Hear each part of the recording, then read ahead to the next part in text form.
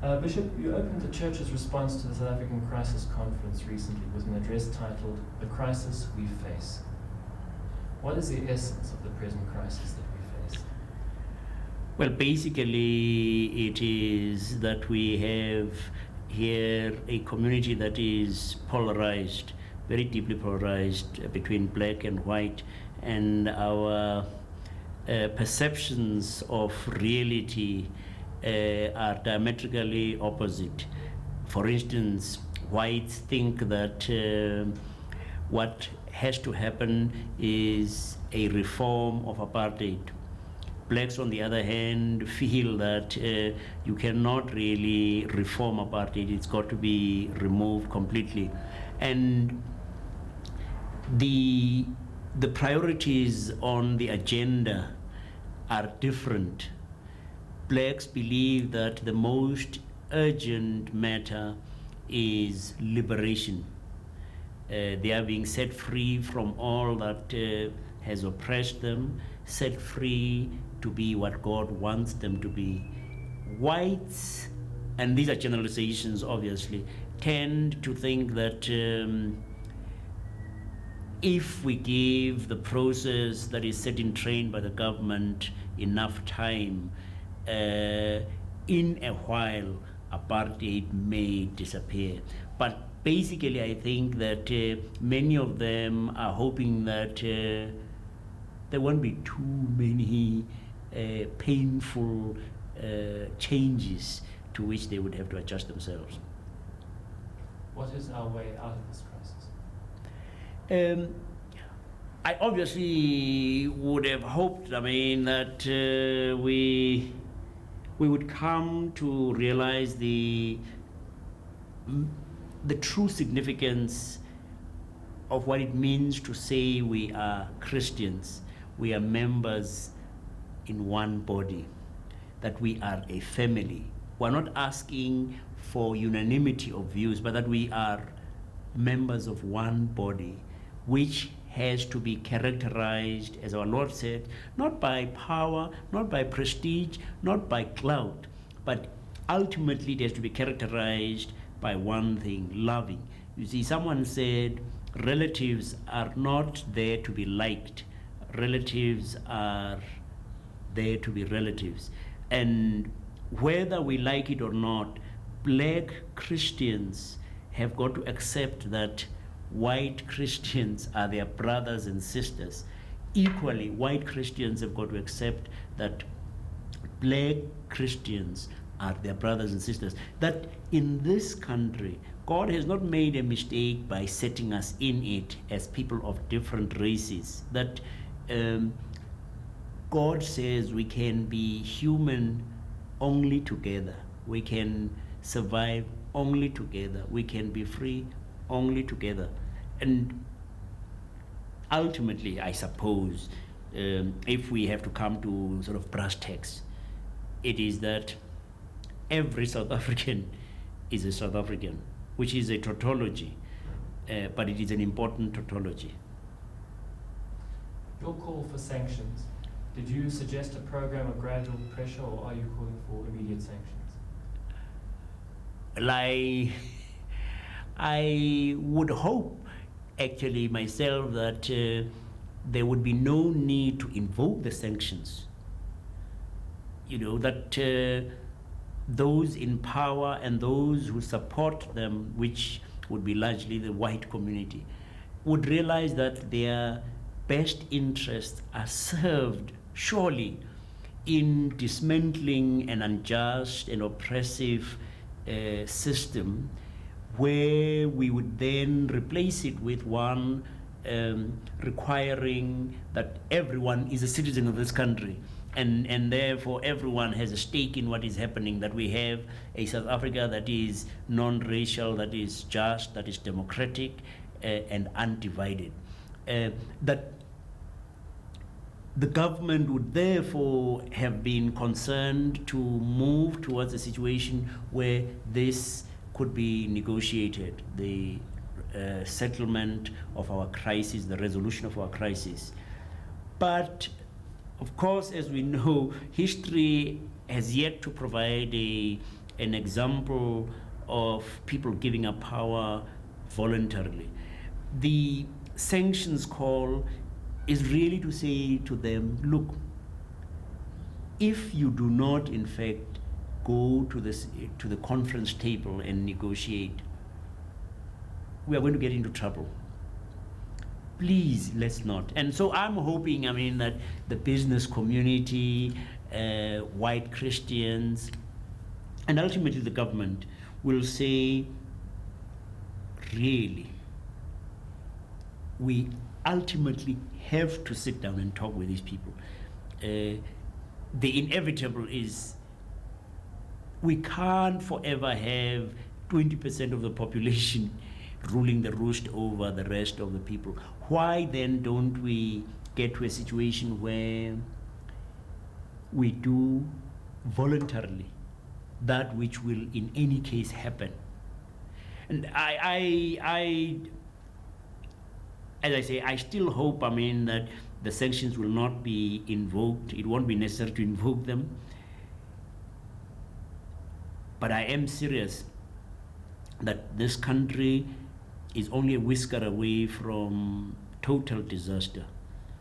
And if we are going to avoid that disaster, the only remaining peaceful strategy is the pressure from the international community. And I would like that pressure to be exercised quickly, incisively, and in a decisive way. And so I would want to have sanctions that would bite quickly. Having received a somewhat non-enthusiastic response from Thatcher and Reagan governments, what can I ask you? What is your next step? I was not expecting a different response from them. I was really addressing the people in the different countries and saying, we are not asking you to make a political decision or an economic decision. We're asking you to make a moral decision. Are you on the side of justice or injustice? Are you on the side of oppression or liberation? Are you on the side of humanity, or are you on the side of this horrible situation which is happening in our country? Are you on the side of violence or on the side of peace? And I know for a fact that in the United States, the government there is out of step with the bulk of the people over the South African situation, that the bulk of the people do not agree with President Reagan or in his policy of constructive engagement. And that was shown quite clearly by the fact that the pressure, especially of the young people in the universities, and I take my hat off to them, was one that ultimately changed the moral climate in the United States to such an extent that something that was quite unbelievable happened. The United States Congress was debating not whether sanctions should be applied to South Africa, but what sanctions. And President Reagan, to avoid what is called a veto override, then issued an executive order which imposed sanctions, despite the fact that he has constantly said he's opposed to applying sanctions against the South African government. He was forced because the people want that particular action to happen. And I would hope, that in places like Britain and places like Germany, it'll be the people, the momentum that is gaining ground, especially in the United States, that momentum would be one that would force the governments. After all, governments have to be sensitive to how their electorate feels. And I have no doubt at all, that especially in the United States, the government is going to realize that there is very, very considerable pressure. Your new position as Archbishop-elect of the Anglican Church, what effect do you think that this is going to have on the church in South Africa? The call No, sorry, moving away from that. Well, not moving away from it, but the fact that you are now elected as Archbishop of the Anglican Church and you have called for sanctions. Do you think that the church is at the crossroads in terms of white-black polarization? I think that my own election was a very strange thing in some ways. Many people thought that my sanctions call had put paid to any chance of my becoming Archbishop. Well, the assembly was a very strange assembly. Everybody who's been there says it was one of the happiest elective assemblies that they have had, and we were all surprised really that the result came so quickly and so decisively. So the church, through those who were there, says they recognize that we have reached a particular stage in the history of this country, and perhaps the election could be said to be symbolic. I don't know why, I mean, we should have thought so, except that it's been very odd that a church that has an 80% black membership should for so long have been run largely by whites. But I'm hoping myself that we will demonstrate as the church that what counts is the fact that we are all God's children, that we belong in one family, that we are set by God in this country to be the agents to work for His kingdom, the extension of His kingdom of justice, of compassion, of caring, of sharing, that we are meant to demonstrate in South Africa that Jesus Christ has in fact broken down the middle wall of partition, that we must work for justice, we must be those who speak up on behalf of the voiceless ones, that we will work for justice because we are concerned for reconciliation and peace. And I think that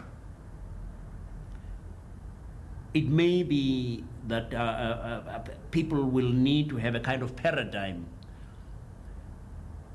that the sky is not going to fall in because I'm Archbishop of Cape Town, and that the church, because it is God's church, will go on being church.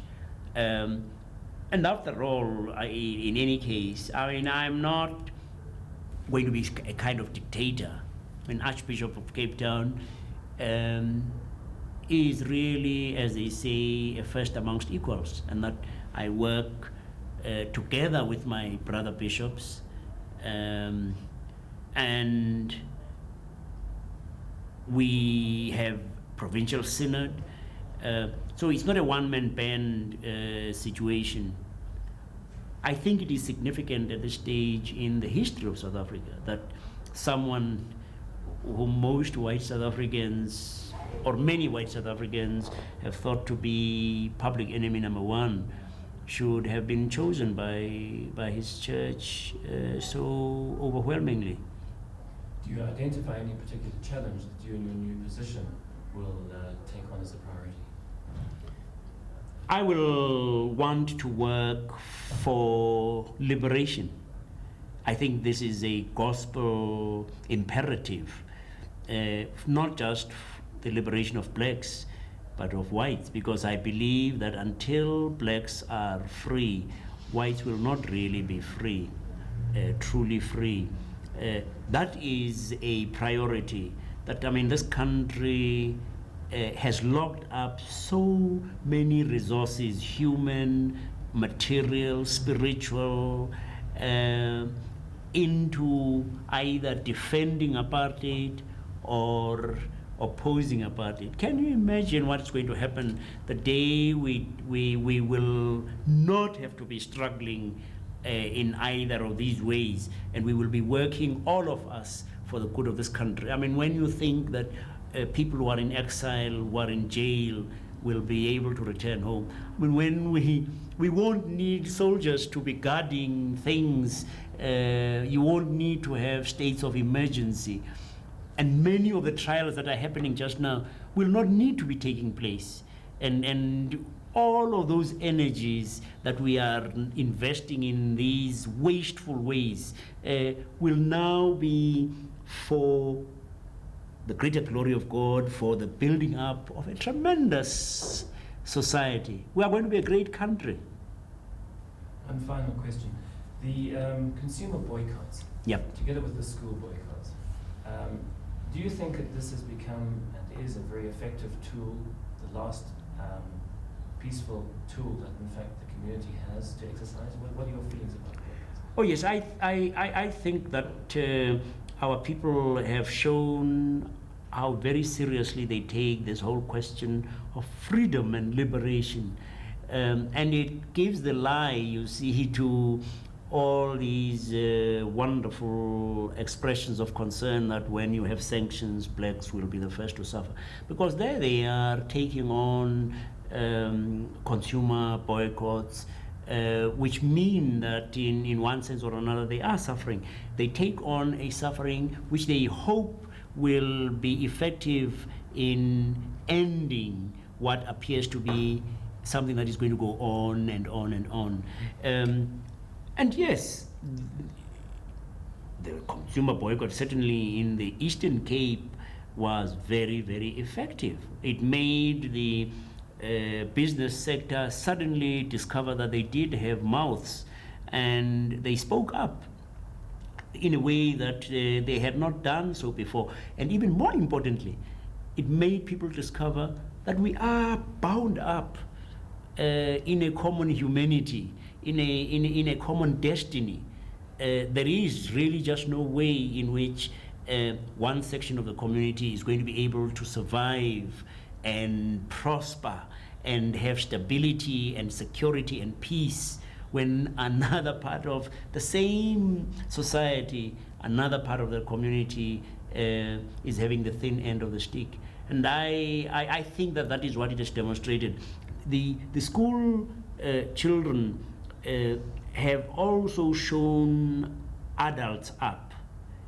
There are very many features of what is happening in the black community, the violence and so on, which one can never condone. But we need to salute the young people for their incredible courage. You know, I mean, we adults have been prepared to put up with some of the most horrendous oppression and injustice for a very, very long time. These children have said, sorry, enough is enough. And we really ought to thank God for them that they have said this and been ready to pay a very, very heavy price for standing up against the system of apartheid. But you see, again, we come back to what I've said earlier. Once this country is free, all those incredible energies that these children have will be channeled into things that are far more creative for the greater good. I mean, when you think of what the young people are doing in the end conscription campaign, you realize, I mean, those are some of the wonderful signs of hope in our country. When you're feeling despondent, then you think of all these signs of hope, and you say, freedom is coming. That is incontestable, and we have no doubt about that. What we really want is to make sure that it will come reasonably peacefully. It will come soon. Freedom for all of us, black and white, in this country. Do you still think it's worthwhile to pursue face-to-face dialogue with the state president? Yes. As long as it's on a one-to-one basis. You see, our paradigm is scriptural. Moses was asked to go to Pharaoh, even when God alerted him to the fact that Pharaoh's heart was going to be hardened. The prophets went to kings. Sorry, just a minute. We need to be next. It's being